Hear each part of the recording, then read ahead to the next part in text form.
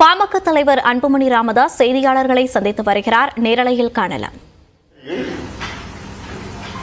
உலகத்தில் எல்லாத்துக்கும் தெரியுது, அங்க பணத்தை கொடுக்கறாங்க, பொருளை கொடுக்கறாங்க, எல்லாமே தினம் அங்க 2000 திமுக வாகனங்கள் அங்கேயே தங்கி இருக்குது, அங்கேயே சுத்திட்டு இருக்கிறாங்க கொடியை போட்டு.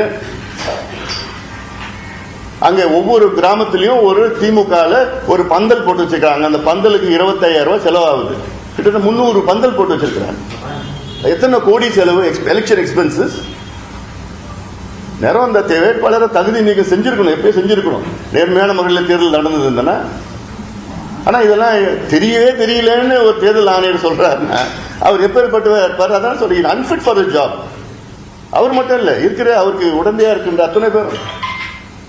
இது இப்படிதான் ஒரு இடைத்தேர்தல் நடத்தணுமா?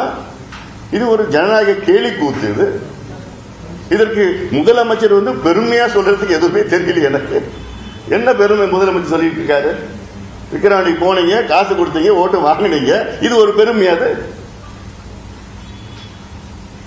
ஆனாலும் அதை மீறி அங்க தொகுதி மக்கள் எங்களுக்கு நேர்மையான முறையில் வாக்களித்தார்கள். இன்னொன்னு, நான் அந்த தொகுதி மக்களை நான் குறை சொல்ல மாட்டேன். ஏன்னா விக்கிரவாண்டி தொகுதி தமிழ்நாட்டில் மிக மிக மிக மிக ஒரு பின்தங்கிய ஒரு தொகுதி. அது இந்த மாவட்டம், விழுப்புரம் மாவட்டம் ஒரு பின்தங்கிய மாவட்டம். அதுல வாழ்வாதாரம் கிடையாது, விவசாயம் வானம் பார்த்த பூமி, வேலை வாய்ப்பு கிடையாது, தொழிற்சாலை கிடையாது. தமிழ்நாட்டிலே அதிக தனிநபர் வருமானத்துல கடைசியில் இருக்கிற மாவட்டம். பெர் கேபிட்டா தலை வருமானம் சொல்றது அது கடைசியில் இருக்கிற பகுதி.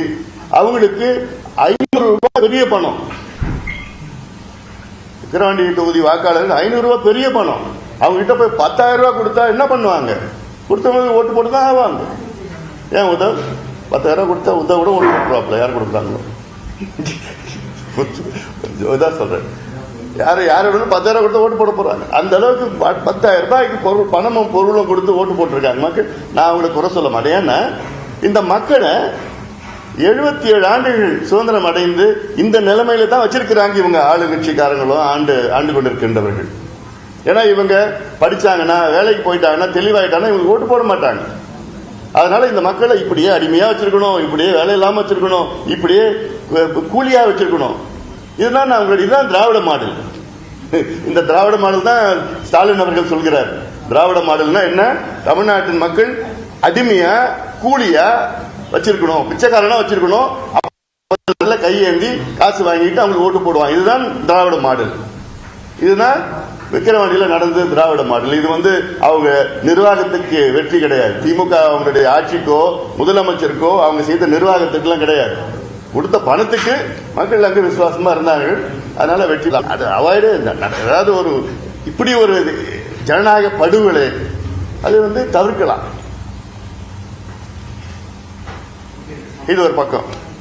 அதனால இந்த தேர்தலில் மீண்டும் சொல்வது, இது எங்களுக்கு ஒரு சுயமரியாதையுடன் நாங்கள் பெற்ற வாக்குகள், ஒரு கௌரவமாக நாங்கள் பெற்ற வாக்குகளாக நாங்கள் பார்க்கின்றோம்.